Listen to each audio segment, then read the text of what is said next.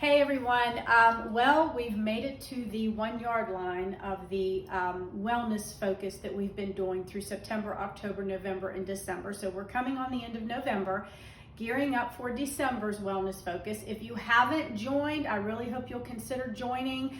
Maybe even give me some feedback if you have joined, if it's been beneficial to you or not. So we're gonna dive in. So we're gonna talk about our faith options first for the month of December. And here's going to be my recommendations. A lot of people read a chapter a day through the Bible. They'll typically pick one of the Gospels because it talks about, obviously, the birth of Christ. So that is an option. If you'd like to read a chapter a day through the Bible, you could do any book of the Bible, really. Another recommendation I'm going to give if you're not interested in digging through an entire chapter of the Bible is maybe select a faith-based book to read. I am an avid reader. I love to read. I'm a big fan of Neil T. Anderson, and this is a book by Lisa TerKeurst. It's actually an exceptional book. And this book I just finished by Nona Jones is called The Gift of Rejection. This was an amazing, amazing book. It's also a very easy read. She's an exceptional writer. The chapters are very small and it's not too in-depth. She shares obviously her own personal testimony. So this was a really great book. So any of those books would be great recommendations. Or you could consider the Declarations bookmarks, which I have a ton of these. If you need any of them, let me know. I started this a few years back through the month of November and December. I would pick one of these and I would read them out loud every day. And there are scriptures associated with each declaration. And they're typically categorized by something. Like this is grace affirmations, this is peace, and this is identity in Christ. And these are all from the Freedom in Christ ministry, which is obviously Neil T. Anderson's ministry. He's affiliated with that, or the founder of that ministry. If you'd be interested in doing one of those, let me know. I actually haven't decided what I'm going to do yet. I think I probably will stick with my typical routine and pick one of these books.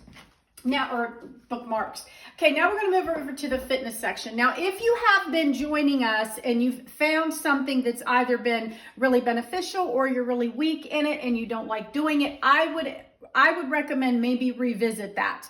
If it's something that's been very helpful to you, give it another go for the month of December. If it's something you really didn't like doing, do it again. Do it anyways. My focus is going to be on strength and mobility. This is an area, or stretch and mobility, where I am very lackadaisical in. When I don't have a lot of time, I bang out a workout and I'm done. I always forfeit strength, stretch, and flexibility. And as a result, the older I get, I'm noticing it.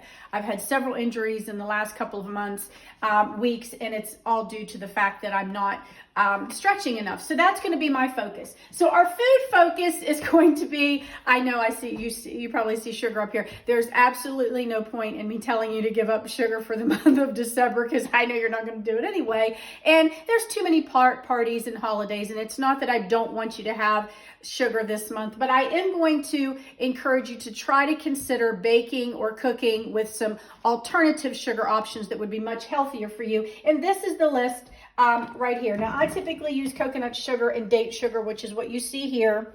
You can also use raw honey, agave, and my least favorite is stevia, but a lot of people like stevia, so I keep it on the list.